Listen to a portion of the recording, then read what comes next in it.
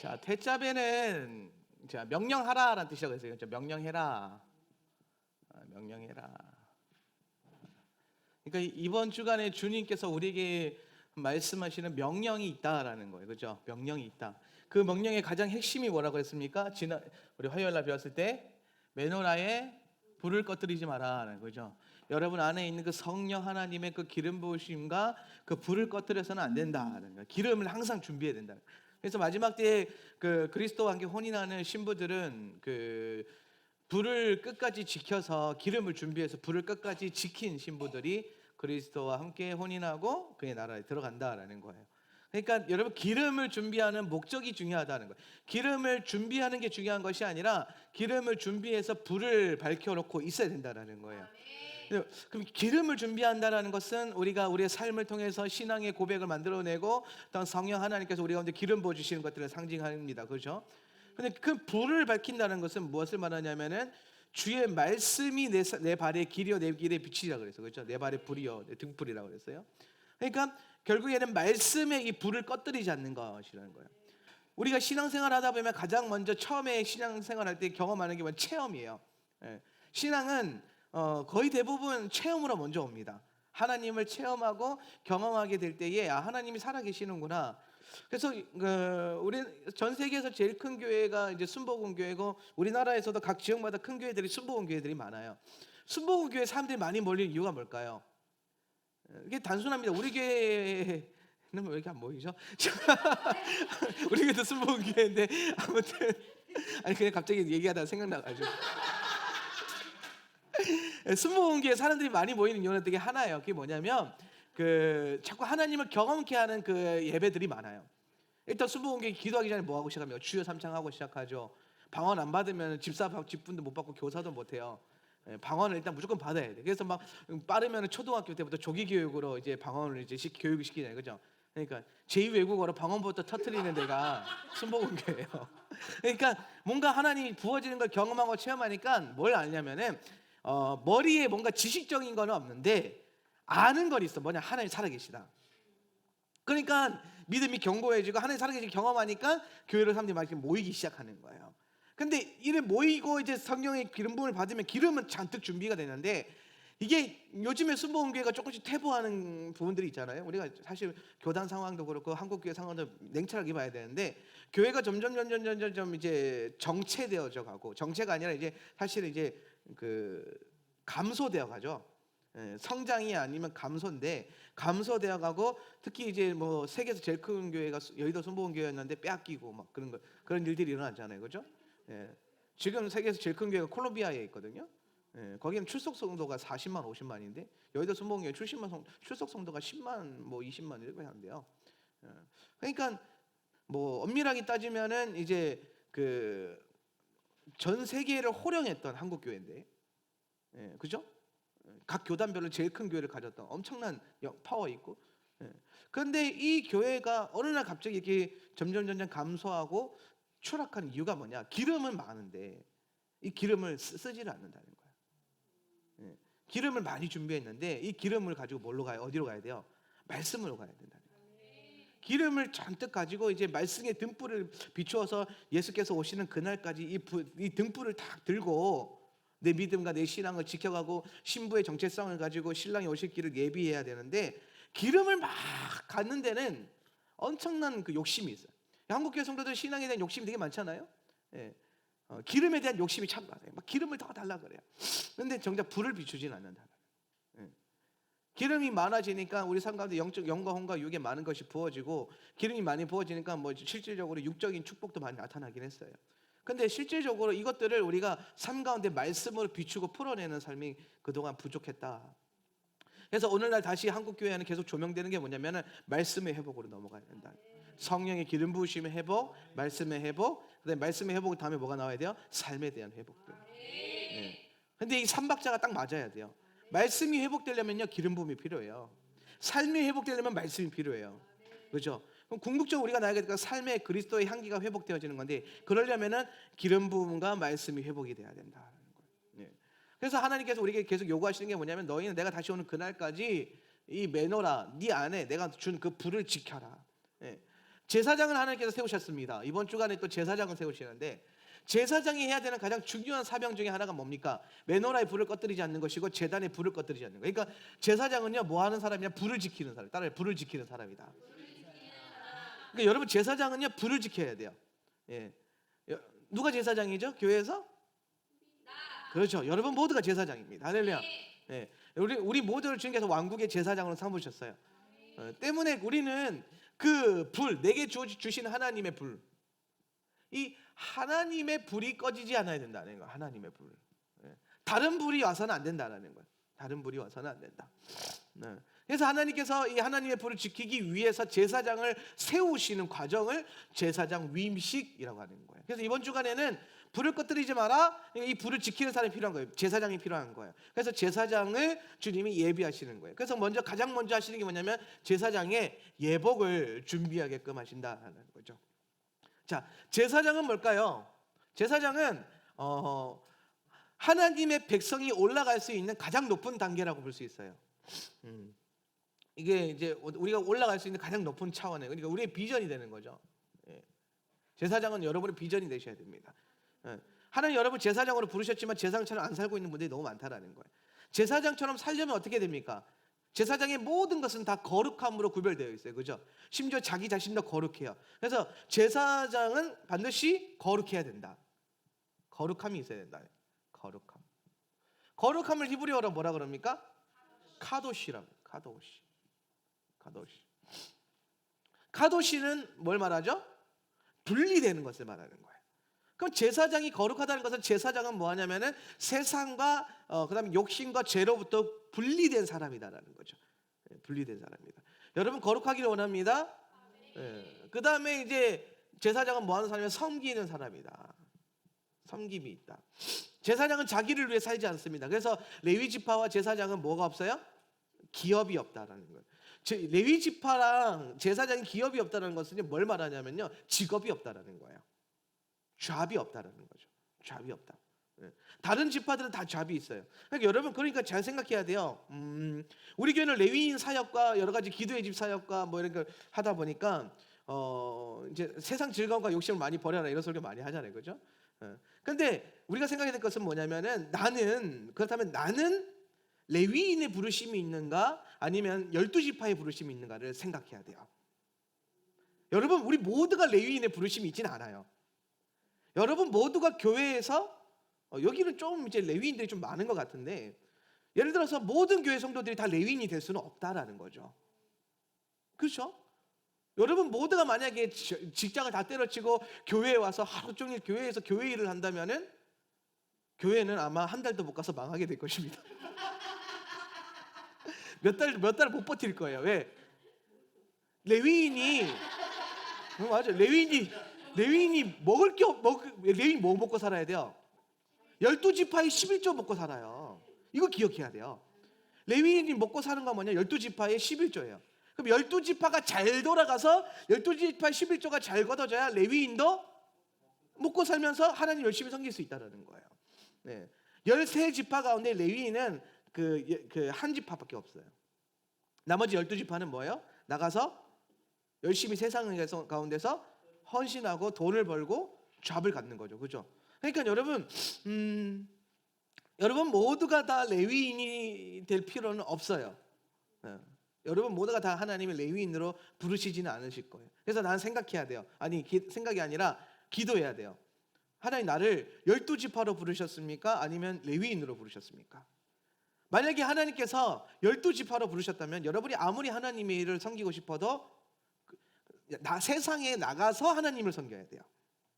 세상에 나가서. 그래서 어떻게 보면은 세상에 나가서 뭘 많이 해야 될까요? 땅을 경작해야 되겠죠. 그러니까 여러분이 하나님 주신 그 잡들을 잘 경작해서 뭘 많이 해야 됩니까? 소득을 많이 벌어들여야 돼요. 그래서 하나님의 이 땅에 임하는 기름진 축복을 맛보아야 된다는 거죠. 이스라엘 백성들이 언제 주로 많이 그 신앙에서 벗어나냐면 기근이 오면 그래요. 기근이 오면. 근데 이미 기근이 왔다라는 그들의 마음 가운데 하나님이 많이 떠났다라는 걸 의미하는데, 기근은 온전히 그냥 하나님 버리고 세상을 따라가게끔 만들어 버려요. 기근이 없다라는 것은 뭐냐면 풍년이 있다라는 건데요. 풍년이 있다. 그래서 하나님이 이 풍년의 때에는 어떻게 보면은 넘치는 하나님의 물질적인 축복과 기름을 부어 주신다는 거예요. 예. 그래서 지금 제가 이제 그 7년 풍년의 해를 선포했어요. 그죠? 근데 제가 선포한 거는 하나님께서 우리 가운데 선포해 주셨어요. 그럼 여러분이 이 7년 동안 여러분이 기대해야 될 것은 뭐냐? 하나님이 내게 어떤 엄청난 풍년의 해를 주시는가를 눈으로 봐야 돼요.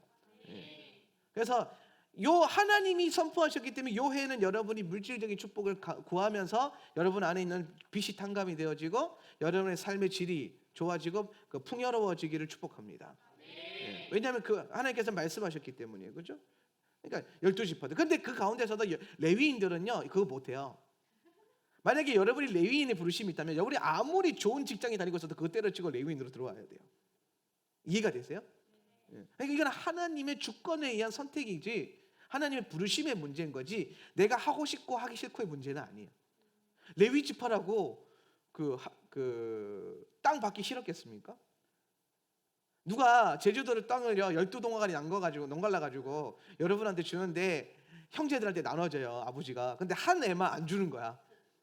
열받아. 그렇죠. 이거는 문제가 있어요, 그렇죠?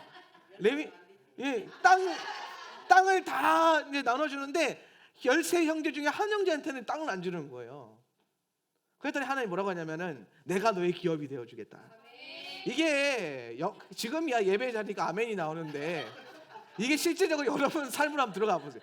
내 형제가 있는데 예를 들어서 사라 목사님이 이제 오빠랑 둘이 있잖아요. 근데 갑자기 부모님이 집이 두 채가 있어요. 부모님의 계획은 지금의 계획은 한강씩 농갈라 주겠다 뭐 하는데 모르는 거야. 가봐야 하는 거야. 근데 중요한 건 갑자기 이제 돌아가시기 전에 이제 유산 분배하는데 오빠에게 집 두 채랑 남은 유산 다 주고 갑자기 사라 목사 손을 딱 잡아서 내가 너의 기업이 되어줄게. 그러면 기분 좋을까요, 안 좋을까요?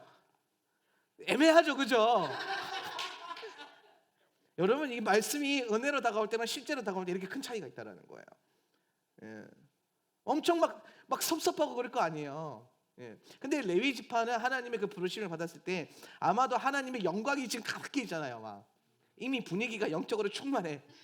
이미 여기서는요 주님이 오른뺨을 때려도 왼뺨까지 돌려댈 준비가 돼 있는 상태예요. 마음이 촉촉한 상태. 예. 그러니까 다른 지파 다 땅 안 주고 레위 지파한테 대신 내가 너의 기업이 되어주고 너는 나를 섬겨라 그랬을 때 레위인들 아마 굉장히 즐거움으로 섬겼을 겁니다. 헌신하고. 예. 그런 의미로 봤을 때 여러분은 어떤 부르심이 있는가를 잘 살피는 게 좀 중요할 것 같아요. 예. 개인적으로 우리 본교회에서 이제 스텝으로 헌신하는 친구들 중에 꽤 많은 부분들을 하는 레위인으로 헌신을 하고 있어요. 그래서 세상적인 잡을 갖지 않고 하나님 일을 하면서 하나님 주시는 공급되는 것들을 먹으면서 살고 있죠.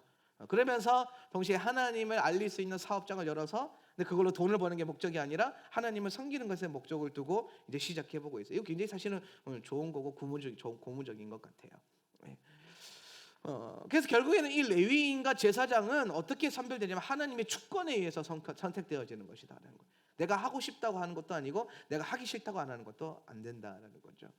여러분의 부르심은 어디 있습니까? 그래서 우리의 섬김은요 두 가지의 모습으로 나타날 수 있어요. 어떤 모습이냐면은 공동체 안에 주님을 하나님을 섬기는 일과 세상으로 나가서 이 세상을 가운데서 빛과 소금의 역할을 감당하는 것. 그것이 있다라는 거예요. 그래서 이게 조화를 이루어야 돼요. 세상에 나가서 여호수아 군대처럼 레위 12지파처럼 쓰임 받는 분들은 이 땅의 기름진 복을 많이 먹어야 돼요. 그와 마찬가지로 레위인들은 이 땅의 기름진 복은 먹을 수 없지만 뭘 먹어요? 하늘의 신령한 축복을 먹어야 된다. 교회 안에는 이 둘 모두가 공존하는 거예요. 이 둘 모두가 서로 섬길 수 있어야 돼요. 예. 제가 얼마 전에 어떤 목사님 이제 설교를 듣는데 어떠한 장로님이신 것 같아요. 사업을 아주 열심히 한대요. 근데 하나님 앞에 기도하고 뭐 열심히 했더니 하나님이 엄청난 축복을 주셨어요. 예. 그래서 이분이 이 돈을 벌어 가지고 항상 뭘 하시냐면은 교회가 하는 일과 목사님이 나가서 행하시는 그 사역들 가운데 많은 지원을 많이 해주시는 것 같아요. 예. 그런데 참 재밌는 거는 똑같은 어떠한 그 사업가들인데 이 사람도 하나님 축복으로 많이 돈을 벌었는데 이분은 그렇게 인색해. 뭐 교회가 뭘 요구해도 돈 받고 해주고 막 그런 사람들 있잖아요. 예. 나는 아직까지 그런 거 좀 불편해요. 여러분 사실 우리 집사님들에게 제일 감사한 것 중에 하나가 뭐가 있냐면 식사 봉사 하실 때 여러분 자비로 헌신하시잖아요. 그렇죠? 교회에서 뭐 지원 나가는 거 없잖아요. 저는 그게 옳다라고 생각해요. 예. 그게 부담스러우면 안 하셔도 돼요. 제가 하면 돼요, 그냥. 제가 하면 돼요. 예. 근데 저는 왜 그게 좋냐면은 그게 옳다라고 생각하고 그게 하는 게 즐거워요. 저는 샤bat 때 샤bat 준비하면서 음식 준비하고 우리 스태프들이 준비하는 거 볼 때에 좀 기쁨이 있어요. 이렇게 준비해서 뭔가를 같이 나눌 수 있다라는 기쁨. 물론 힘들긴 힘들죠. 예. 음식을 많이 준비해야 되고 또 우리가 음식을 뭐 잘하는 것도 아니고. 예. 그렇지만은 그 안에 기쁨과 헌신된 자원한 마음들이 있기 때문에 하는 거죠. 예. 근데 언제든지 만약에 우리가 지난주에 테루마를 배우면서 느꼈지만은 자원하는 마음이 없을 때는 그것을 안 하는 게 옳다라는 거예요. 그러면 그게 자원하는 마음이 안 생겼을 때 그걸 딱 내려놓고 하나님 앞에 물어야 돼요. 왜 지금 내가 자원함이 없을까? 그래서 영적으로 먼저 회복이 돼야 돼요. 그리고 하나님께로 나아가야 돼요. 예. 오늘날 교회 시스템 중에 하나의 어떤 특별한 문제가 있는 게 뭐냐면은 억지로라도 봉사를 시켜놓으면 저절로 회복이 된다라는 거예요. 예. 어떻게든 교회에 붙들어 매놓으면 회복이 된다라고 해서 과도하게 사실은 많이 봉사를 시켰는데, 근데 사실상 그 결과가 뭡니까? 더 허덕이고 더 허덕이고 더 허덕여서 결국에는 놔버리게 되죠. 차라리 그럴 거면 봉사를 내려놓고 기도를 시켜야 돼요. 예배를 드리게 해야 돼요. 섬기지 말고 예배 드려라. 예. 그러니까 예배에 붙들어 매야 되지 봉사에 붙들어 매서는 안 된다. 그리고 은혜 받으면요 또 자원하는 마음이 생겨요. 성령 받으면은 가장 먼저 하게 된 게 뭐냐면 성령 받으면요 일단은 지갑을 또 잘 여시더라고요. 그래서 아낌없이 섬겨요. 저도 그래요. 저도 은혜 많이 받으면요 제 지갑에 뭐 들어있고 안 들어있고 별 계산 없어요. 그냥 감사함이 있으니까 막 드리고 싶어요. 근데 그걸 억지로 조장해낼 필요가 없다라는 거예요. 이해가 되세요? 그래서 잘 섬길 수 있어야 돼요. 제사장은 섬기는 직분에 있다라는 거예요. 여러분이 올라서야 될 것은 바로 섬김 받는 것이 아니라 섬기는 이 단계로 올라가야 된다라는 거예요.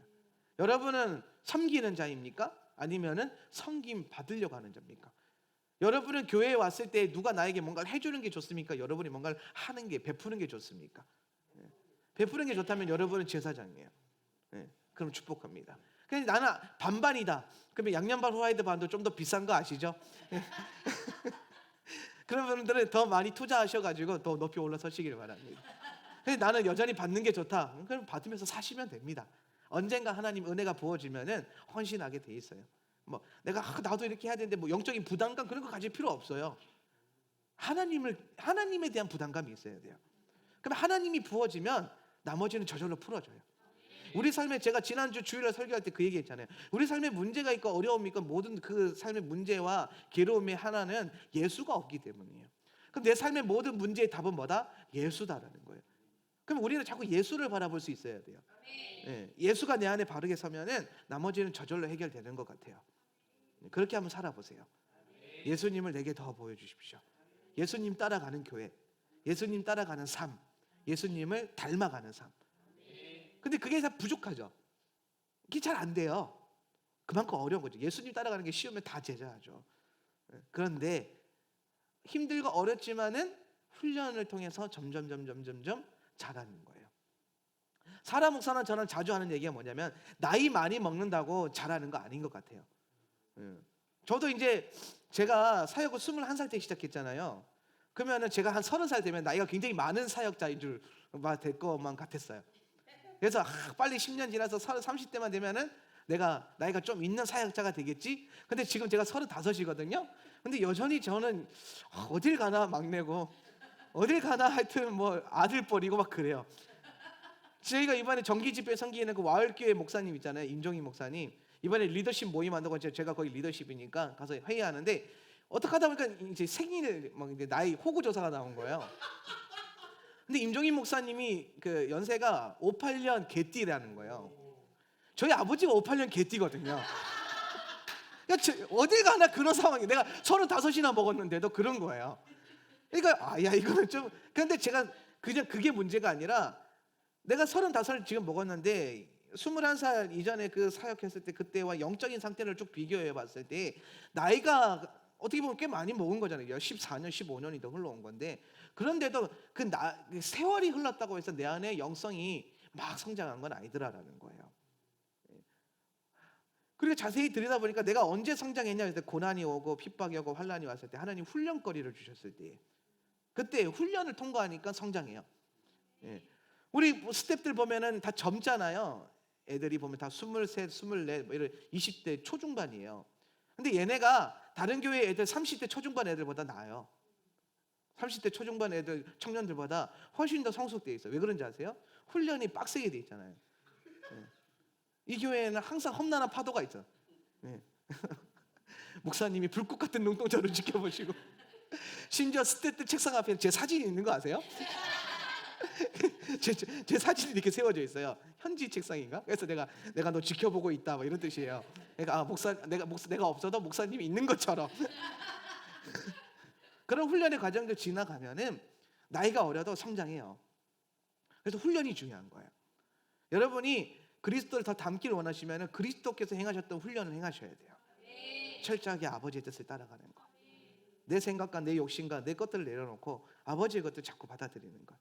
그게 굉장히 중요한 것 같아요. 그러면 여러분은 제사장의 반열에 올라설 수 있어요. 그러면 하나님 행하시는 게 뭐냐? 제사장의 옷을 입혀서요. 예복. 제사장 예복에는요 3가지 좀 특징이 있어요. 물론 제사장 예복에 여러 가지 특징이 있는데 제가 그 중에 3가지만 찍은 거예요. 첫 번째, 가슴 흉패에 보면은 12가지의 보석이 있다라는 거예요. 이 12보석은요 요렇게 이게 그 사각형이 돼가지고 뭐 이런 식으로 되어 있어요. 이런 식으로. 여기 각자 되게 다양한 보석들, 다 다른 보석들로 이렇게 장식이 되어 있어요. 이건 뭐 상징하죠? 12지파. 와, 12지파를 상징하는 거예요. 12지파. 그런데 제사장의 안에서, 제사장 예복 안에서 12지파가 뭐예요? 하나로 되어 있어요. 그죠? 하나인데 각자의 은사와 달란트와 아름다움이 있어요. 그런데 하나예요. 그렇죠? 그래서 이 12보석이 달려 있는 그 가슴에 이게 흉패에 그 달고 제사장이 이제 그 사역을 해요. 감당을 하죠. 근데 이걸 보고 예수님 그 하나님께서 뭐라고 말씀하시냐면은 34페이지 토브 34페이지 출애굽기 28장 29절 출애굽기 28장 29절 한번 읽어볼까요? 시작. 아론이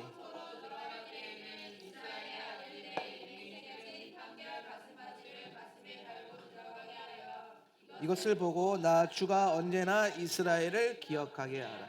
아멘. 12지파의 보석을 달고 있는 거는요, 이 12지파를 하나님이 기억하시도록 하는 데 목적이 있다라는 거예요. 이 말이 뭐냐면은 제사장 의복을 항상 입는 거 아니에요. 제사장 의복은 제사장이 밖에 나갈 때는요 벗어야 돼요. 평상복으로 갈아입어야 돼요. 그러니까 여러분, 우리가 흔히 생각하면 제사장은 예복이 되게 화려하거든요. 그러니까 막 입고 나가면, 길거리 나가면 내가 제사장이네 막 이럴 것 같잖아요. 그거 못하게 하셨어요, 하나님이. 성막 밖에 나갈 때는 평상복으로 갈아입고 대신 성소와 제단을 섬길 때 이 옷을 반드시 입어야 돼요. 성소와 제단을 섬길 때에. 그러니까 평상시에는 이 옷 입으면 안 돼요. 평상시에는 입으면 안 돼요. 그래서 이 제단과 성소를 섬긴다는 것은 흔히 하나님이 하나님 앞에서 하나님의 일을 섬긴다라는 거예요. 그러니까 하나님이 거기에 눈동자로 지켜보고 계신다라는 거예요. 그래서 제사장이 예복을 입고 성소로 들어가면은 하나님께서 제사장이 들어오는 걸 보시는데 가장 먼저 뭐부터 들어올까요? 가슴에 있는 보석부터 들어올 거 아니에요. 그러면서 하나님이 그 이스라엘 백성들을 기억하신다라는 거예요. 그래서 제사장 예복에서 달려있는 이 12가지 보석은요, 이 12지파의 백성을 상징하고, 이는 제사장이 12지파와 하나님을 연결하는 중재자적인, 중보적인 사역을 한다는 것을 의미하는 거예요. 자, 그래서 제사장이 행해야 되는 첫 번째 사역은 뭐냐? 자기 자신을 위해서 살지 않는다 그랬어요, 제사장은. 그래서 공동체를 위해서 기도할 수 있는 중보하는 자여야 된다. 그래서 제사장은 중보자다라는 거예요. 중보자. 제사장은 중보자여야만 해요. 그리고 이는 우리의 영원한 중보자 되신 대제사장이신 예수와의 중보를 의미한다라는 거죠. 그래서 예수님께서 지금 주의 우편 보좌에서 뭐 하고 계십니까? 우리를 위하여 중보하고 계시죠. 그죠? 그처럼 여러분 제사장이라면 여러분은 교회 공동체 안에 형제 자매들을 여러분의 가슴에 품어야 돼요. 이 12제사장의 보석이, 그 12지파의 보석이 제사장의 가슴 흉패에 있다는 것은 가슴으로 품으라는 거죠. 가슴으로. 이게 손등에 있는 것도 아니고 목걸이로 있는 것도 아니고 뭐 허리띠에 있는 것도 아니에요. 가슴에 있어요. 이거는 제사장이 12지파를 가슴으로 품고 기도하라는 거예요. 여러분이 제사장이라면 여러분은 공동체를 위해서 공동체를 가슴에 품고 기도할 수 있는 영적인 어미들이 되어야 될 줄 믿습니다. 네, 가슴에 품어야 되는 거예요. 예, 12가지 보석들. 예. 그리고 요거는 마치 마지막 때 계시록에 의해서 계시록에 새 예루살렘 성이 내려오죠. 근데 그게 정사각형 정육면체의 모습으로 내려와요. 근데 굉장히 화려하고 찬란하죠. 결국에 또 그 새 예루살렘 성은 예수 그리스도를 상징해요. 마지막 때에 우리 가운데 내려올 그 예수 그리스도를 의미한다라고 보기도 합니다. 그리고 제사장 예복 가운데는요, 제사장 겉옷의 가장자리에 금방울, 이거를 이 금방울을 히브리어로 써놨는데 제가 그래 그 파몬 자하브라고 따라서 파몬 자하브. 이게 이 자하브는 금이란 뜻이고요. 파몬이 중요해요. 파몬. 그 방울이란 뜻이에요. 방울. 자, 이 금방울이 달려 있고요. 이 제사장 예복에 금방울 옆에 이제 사이사이마다 뭐가 달려 있냐면은 석류가 아니에요. 석류 모양의 술이에요. 석류 모양의 술이에요. 우리가 석류가 달려 있다라고 생각하는 사람들이 많이 있는데 성경이 보면 석류 모양의 술이에요. 술. 그래서 제가 보면 탈릿에 보면 날개 쪽에 보면 탈릿 날개 쪽에 보면 여기 동그랗게 이게 뭐 묶어놨잖아요. 지금 제 탈릿에는 이게 명확하지 않은데 제가 가지고 있는 또 다른 탈릿에는 되게 동글동글하게 되어 있거든요. 열매 모양처럼. 예, 그게 이제 그걸 상징하는 거예요. 그걸 상징하는. 그래서 석류 모양의 술이 달려 있어요. 예. 자, 요거는 한번 풀어볼까요? 자, 석류는요 토라를 상징한다. 그래서 토라. 그래서 전승에 의하면은 석류 알이 몇 개다? 613개다. 제가 아는 그 지인 중에 한 사람이 이스라엘 가서 석류 깨가지고 그거 셌는데 진짜 610 쭉정이 빼고 613개 나왔다라고 뭐 전설 같은 이야기를 하더라고요. 예, 저도 이번에 가면 한번 깨서 한번 확인을 해봐야겠어요. 예, 그래서 그 라이브 방송 한번 할까요? 하나씩 세면서. 그래서 613가지가 있다라는 거예요. 그래서 이 613가지는 토라에서 하나님 우리에게 주신 뭐예요? 계명이다. 계명. 그래서 석류는 토라 하나님의 말씀을 상징하는 거예요. 말씀. 삶 속에서 지켜야 되는 말씀이죠. 그러면은 이 금방울 소리는 뭐냐면은 자, 이 제사장의 겉옷에 방울 소리가 달려 있어요. 그럼 제사장이 움직일 때마다 무슨 소리가 나요? 방울 소리가 나요. 그죠? 예. 근데 제사장이 이 일을 할 때마다 이 방울 소리를 누가 듣습니까? 성막 안에 있는 레위인들이 들어요. 그리고 성막 밖에 있는 레위인들이 들어요. 그리고 성막 안에 계시는 하나님께서 들으세요. 그래서 제사장이 이 일을 하면서 하나님을 섬긴다. 이 방울 소리가 난다는 거는 제사장이 하나님을 섬기고 있다라는 거예요. 이걸 들을 때에 레위인과 백성들은 뭘 생각하냐면은 자기 삶 속에서 하나님을 더욱더 섬겨야 되겠다라는, 나도 제사장처럼 하나님을 섬겨야 돼라고 하는 하나의 일깨우는 소리가 되는 거죠. 자기의 삶을 일깨우는 소리. 그리고 더 나아가서 하나님 보시기에는 하나님을 섬기는 아름다운 소리가 된다. 그런데 이 방울 소리가 뭐냐라고 했을 때 방울 소리가 히브리어로 파암이라는, 따라서 파암은요 좀 익숙한 단어가 하나 있어요. 뭐죠? 암이에요. 암. 이거 딱 끊는 거예요. 암을 끊어봅시다. 그러면 암은 뭐예요? 백성이라는 뜻이에요. 백성. 암은 백성. 근데 페이는요 입이라는 뜻을 가지고 있어요. 입 혹은 증언. 입과 증언이다. 왜냐하면 요 페이 모양이 벌리고 있을 때 요게 목젖 모양이다 그래가지고 입 모양이다라고 해요. 입 모양. 그러면은 방울 소리라는 것은 뭐냐면은 백성의 증언이다라고 말하는 거예요. 백성의 증언이다. 예. 그러면 제사장 된 여러분의 삶 속에서 방울 소리가 나야 돼요. 아멘. 여러분이 제사장이라면 여러분의 삶 속에 방울 소리가 나야 되는데 이 방울 소리는 여러분의 삶 속에서 증거되는 증언이어야 돼요. 입의 증언. 하나님 백성으로서의 증언이에요. 이것은 바로 뭘 말하냐면은 예수 그리스도께서 주시라는 그 증인된 삶의 증거를 말하는 거예요. 쉽게 설명 복음을 전하는 입술이라는 거예요. 그 소리라는 거죠. 예, 복음 전하는 소리. 복음을 내 삶 속에서 예수님을 주로 증언하는 그 삶의 증언을 상징한다라고 볼 수 있습니다. 그리고 이제 제사장 예복 가운데 우리가 생각해야 될 게 뭐냐면 관이 있어요. 머리에 쓰는 관. 근데 여기에 특징이 있는데 뭐냐면 여기 이마 쪽에 금색 실로 뭐라고 새겨져 있냐면은 코데시 라 야훼라고 써있어요. 따라합시다. 코데시 라 야훼. 이는 여호와께 야훼께 성결이라 뜻이에요. 야훼께 성결.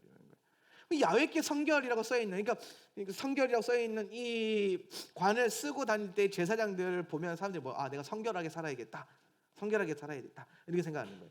우리 다음에는요, 티셔츠 하나 맞출 때 여기 코데시 라훼 야훼 한번 써서 제사장 예복처럼 하나 만들어 보세요. 그래서 걸어 다닐 때 저걸 볼 때마다, 아, 나도 저 사람처럼 거룩하게 살아야 되는데, 내가 그 옷을 입을 때 나는 하나님 앞에 거룩하게 성별된 사람이다 라는 어떤 그런 것들을 한번 믿음으로 고백할 수 있는 것이 돼야 됩니다. 그래서 결국은 이 모든 예복은요, 제사장이 반드시 주의 일을 감당하기 위해서 입어야 되는 것이고, 후에 신약에 와서는 에베소서 6장에서 하나님의 전신갑주로 더 발전된 형태로 나타납니다. 그래서 이 하나님의 전신갑주 여러 가지 있죠. 그다음에 뭐 의의 흉배, 그다음에 구원의 투구, 그다음에 뭐 믿음의 방패, 하여튼 뭐 다양한 것들이 있는데, 결국에는 이 전신갑주도 하나하나 다 살펴보면 하나님의 토라, 주의 말씀을 상징한다라는 거예요. 그래서 제사장 예복이든 전신갑주든 뭐 하라는 거냐면은 하나님의 말씀으로 옷 입으라, 말씀으로 무장하라. 성도는 말씀으로 무장된, 토라로 무장된 백성인 줄 믿으시길 바랍니다. 그래서 요 예복을 입히고 난 다음에요, 이제 위임식을 하는 거예요. 요 예복 만들고 난 다음에. 그래서 이 제사장 위임식의 과정을 크게 네 가지로 볼 수 있는데, 첫 번째는 씻어요. 목욕을 시켜요. 모세가 데려가가지고 목욕을 시킵니다. 아론과 아론의 아들들을 목욕시키고, 그 다음에 요 앞에 준비한 예복을 입히고, 그 다음에 거룩한 관유, 그렇죠? 쉐멘을 붓는 거예요. 기름을 부어요. 그리고 마지막으로 희생 제사를 드림으로 마무리가 돼요. 자, 요거는요, 성도가 제사장이 되는 과정이에요. 자, 성도가 제사장은 성도가 되어야 되는 거니까, 성도가 제사장 되려면 가장 먼저 뭐 해야 돼요? 씻어야 돼요. 요거는 뭘 예표하냐면은 침례를 예표해요. 침례는 뭘 말하냐면은 나의 옛사람의 죄성과 모든 악함을 다 씻어내고 물 밖으로 나올 때 뭐예요? 새 사람이 되는 거예요. 그러니까 그리스도의 말씀으로 내가 목욕하는 것을 말하는 거예요. 그래서 내가 제사장이 되려면 가장 먼저 뭐가 필요합니까? 성도가 불신자가 성도가 되려면은 침례라는 과정을 통해서 옛사람을 씻어내는 과정이 반드시 필요하다라는 거예요. 그래서 거룩해져야 돼요. 거룩한 사람만이 그리스도의 옷을 입을 수 있어요. 할렐루야. 거룩하지 않고서는 주님의 옷을 입을 수가 없어요. 그래서 거룩한 사람이 입는 옷을 입어요. 제사장의 옷이죠. 이는 그리스도의 몸을 말하는 거예요. 예수 그리스도로 힘입어야 된다. 그리스도의 몸을 힘입어야 돼요. 그래서 내가 그리스도의 옷을 입고 이제 거룩하게 이제 그 옷을 입으면 성령 하나님께서 기름 부어 주시는 거예요. 그리고 그래서 우리 그 기름 부음 안에서 이제 살아가는 거죠. 요 모든 과정을 주님께서 어떻게 이루시냐면은 그리스도의 희생을 통해서 이루시는 거예요. 이건 십자가를 상징하는 거예요. 그래서 희생 제사가 어떻게 보면은 우리가 예배 드릴 때 제사가 먼저 제단을 먼저 거쳐가잖아요. 그런데 이 제사장 위임식을 할 때에는 요 희생 제사가 맨 마지막에 있어요. 맨 처음에 할 것 같은데, 이건 뭐냐면 완성의 의미가 있다는 거예요. 완성은 결국은 뭐다? 예수 그리스도다. 할렐루야. 내가 침례받고 옷 입고 기름 부음 받지만 이 모든 것을 이루신 분은 결국에 누구다? 나를 위해 희생하신 그리스도의 십자가의 복음, 그리스도의 희생과 공로로만 가능하다라는 것을 보여주시는 거예요. 그렇게 해서 이제 요거를 7일 동안 해요. 그러니까 요거를 하루하루 끊어서 하는 게 아니고요, 요걸 하루에 다 해요. 그리고 요 똑같은 거를 7일 동안 하는 거야. 똑같은 거를 7번 하는 거야. 2회 동안 하는 거예요. 이게 어떻게 보면 되게 왜 그러자 싶잖아요. 그죠? 쉽게 되면 목사 한 수씩을 7번 하는 거야. 한 번 했으면 됐지. 그런데 이게 여러분 잘 생각해야 될 게 뭐냐면요, 자, 제사장은 어떻게 선택된다 그랬죠? 하나님의 주권이에요. 근데 하나님의 주권이 여러분 이해될 때가 많아요? 안 될 때가 많아요? 안 될 때가 많아요. 왜 그러시지? 그죠? 하나님 왜 저러시지? 아니 어떻게 저런 사람을 목회자로 쓰시지? 예. 여러분 저를 보면서 그런 생각 많이 하지 않습니까? 어떻게 저런 사람을 하나님 목회자로 쓰시지? 예. 근데 이건 알 수 없는 거예요. 하나님의 주권이에요. 저도 나를 왜 이런 사람을 저를 쓰시는지 모르겠어요. 왜 나 같은 사람을 쓰는? 나는 진짜 요즘에 만나는 목사님들이 다 인자하신 거예요. 스트레스 엄청 받아요. 나 같은 사람이 없어. 막 괄괄대고 막 세고 강하고 막 직설 톡톡톡톡 쏘는, 그래서 그냥 항상 인자하세요. 다들 막 할렐루야. 나 인자하면 끝판왕이 유기선 목사님, 그다음에 이상은 목사님. 근데 최근에 스가랴 목사님 만났는데 그분은 뭐 목소리 톤도 되게 몽글몽글하잖아요. 예, 보들보들하잖아. 근데 나는 되게 이게 칵 박히잖아요, 그죠? 그래서 그렇다고 내가 그걸 흉내낼 수도 없고. 그래서 저는 그렇게 생긴 대로 살기로 했어요. 왜냐? 이 모양 요대로 주님이 쓰기를 원하시는 것 같은 거예요. 그러니까 잘 생각해봐요. 목회자라면 저래야 되는데 하나님 왜 저런 사람을 목회자를 세우셨을까라고 생각할 수 있는 거예요. 자, 대제사장과 제사장 가문을 세웠어요. 근데 아론과 아론의 아들들로 세웠단 말이에요. 그러면 백성들이 딱 생각했을 때 저거 뭐다? 세습이다, 혈족이다. 모세가 대빵 먹더니 결국에 지형 제사장 세우고 지 조카들 제사장 세우는구나, 이런 불만 생길 수 있다라는 거예요. 네. 그리고 아론보다 더 뛰어난 사람도 있을 거 아니에요. 아론의 아들들보다 훨씬 더 뛰어난 애들이 있을 거 아니에요, 그죠? 심지어 아론 다음으로 그 대제사장이 되어야 했던 나답과 아비후는요, 다른 불 썼다가 하나님에 의해서 죽이까지 당했어요, 그죠? 그런 걸 봤을 때 아론의 아들과 아론보다 뛰어난 사람들이 더 많을 거란 말이지. 근데 하나님은 아론과 그의 아들을 사용하셨어요. 이게 말은 뭐냐면은 하나님의 선택에는요, 능력이 아니라 항상 은혜를 더 강조해요. 하나님은 여러분을 능력제로 부르시지 않아요. 교회도 능력으로 사람 쓰지 않았으면 좋겠어요. 사실 그걸 제가 제일 많이 회개해야 되는 것 같아요. 제가 항상 우리 스태프들이나 사역자들한테 능력제로 많이, 넌 능력이 있으니까 이걸 하고 넌 능력이 없으니까 저걸 해라, 그런 생각을 되게 많이 하거든요. 그래서 저는 특별히 우리 스태프들이 다 능력이 많았으면 좋겠고, 능력 있는 사람만 눈에 들어오는 거예요. 근데 언젠가 유기선 목사님이 부교역자 뽑기 전에, 부목사 뽑기 전에 그렇게 기도했대요. 하나님, 기도 잘하고 말씀 잘 증거하고 똑똑하고 헌신적인 그런 좋은 부교역자 보내주세요. 이렇게 기도할 수 있잖아요, 그죠? 그랬더니 하나님 그러대요. 너까지도 그런 사람 찾으면은 기도 잘 못하고 말씀 좀 부족하고 설교 좀 잘 못하고 연약한 그런 내 자식들은 어디 가서 써야 되냐, 어디 가서 사역을 해야 되냐. 그래서 유선 목사님이 회개하고 그때부터는 그냥 좀 부족한 사람 위주로 많이 뽑았대요. 예. 근데 제가 오늘 이 본문을 공부하면서 교회 안에서도 능력이 있기 때문에 행하는 것이 아니라 하나님이 선택하셨기 때문에 하나님의 은혜를 바라보면서 그 주권에 순종하는 게 필요하다. 그러니까 아론과 아론의 아들들보다 더 잘난 사람들 많은데 하나님이 세우셨어요. 하나님이 세운 거예요. 모세가 세운 게 아니에요.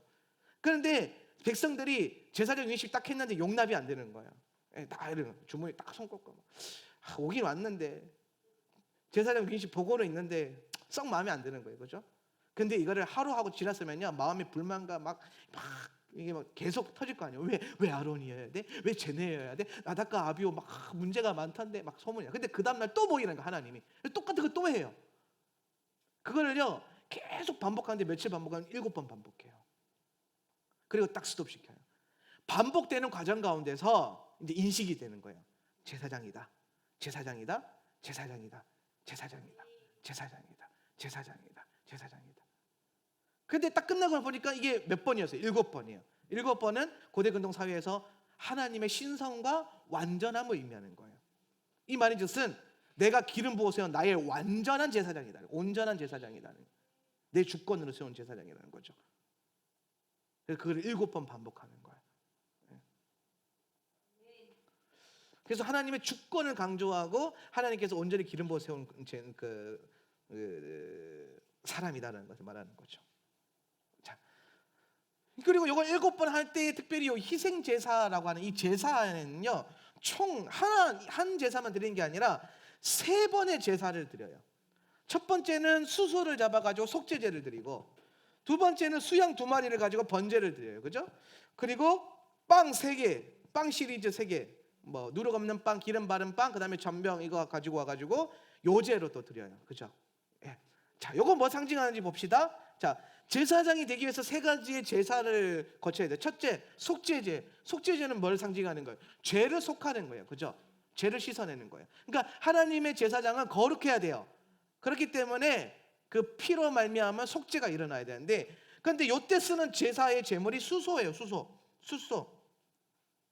우리는 암소 좋아하는데, 그렇죠? 우리는 그렇지 않아요? 암소가 더 맛있어서 좋아하는데 하나님은 수소를 좋아하세요. 이게 하나님과 우리의 차이요. 하나님은 의미를 좋아하시고 나는 먹는 걸 좋아하고, 이게 문제야. 근데 수소는 뭘 상징하냐면요, 수컷이잖아요. 일단 남성적인 의미를 말하는 거고, 소는 히브리어는 뭐예요? 알레프예요. 뭐예요? 지존자 하나님을 상징하는 거예요. 이 말인즉슨 제사장의, 그러니까 사람의 모든 성도의 죄의 대속함은 하나님의 남성된 하나님 예수 그리스도의 피로만 가능하다는 걸 상징하는 거예요. 이 수소는 예수님을 상징하는 거예요. 그죠? 지존자 전능하신 하나님이 그 피로 우리가 속죄함을 받는다. 번제는 뭘 말하냐면요, 제사장의 헌신이에요. 헌신과 희생. 제가 늘 강조하는 게, 제사장은요 자기를 위해서 살지 않고 남을 위해서 산다 그래서 헌신하는 사람이어야 돼요. 희생하는 사람이어야 돼요. 이게 왜 번제냐? 그 번제는요, 내가 먹을 수 있는 게 아무것도 없이 다 하나님께 올려드려야 돼요. 그죠? 이 양을 다 하나님께 올려드려야 돼요. 자, 그러면은 이 번제 때는 왜 양을 썼을까요? 유월절 어린 양으로 번제 제물로 십자가에서 드려주신 예수님, 그 예수 그리스도의 헌신과 희생을 말하는 거예요. 그러면은 제사장 된 우리는 뭘 닮아야 돼요? 그리스도의 헌신과 희생, 십자가상에서 번제물로 내어드린 그 헌신과 희생을 닮아라라는 거예요. 다 그리스도와 우리 삶에 대한 얘기예요. 그리고 마지막으로 드려지는 건 요제예요. 근데 요제는 특별히 뭐로 하냐면 빵을 해요. 곡식. 근데 이 곡식을요 빵으로 만들어서 먹는 것으로 만드는 거예요. 먹는 거. 밥. 우리식으로 치면 밥이에요. 밥을 막 흔들어서 주는 거예요. 여러분 언제 밥을 막 흔들고 싶어요? 엄청 배고픈데 엄마가 아빠가 밥 주면은 막 와 밥이다 그래요. 그래서 이 요제는 뭘 상징하냐면은 하나님 앞에 부르심 받고 헌신하고 희생한 자들에게 주시는 하나님의 축복이에요.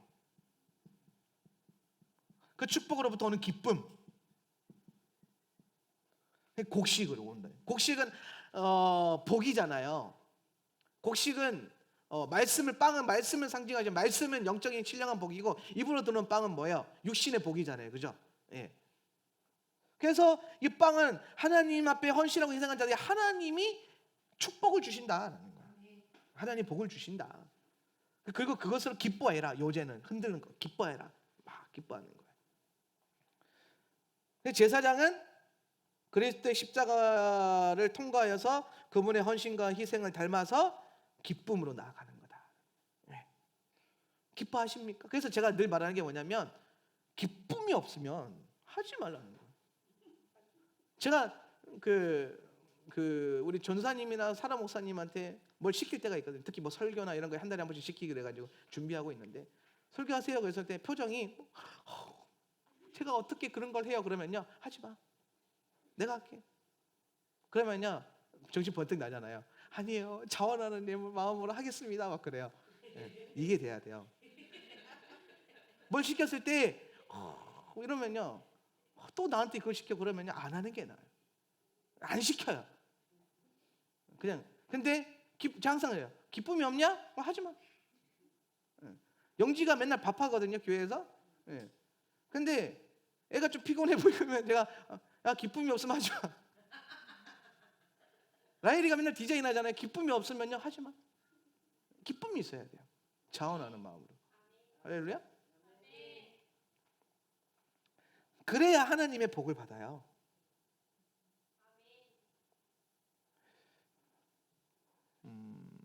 그래서 결국에 제사장은 이렇게 이 헌신을 7번 통과한다는 거죠.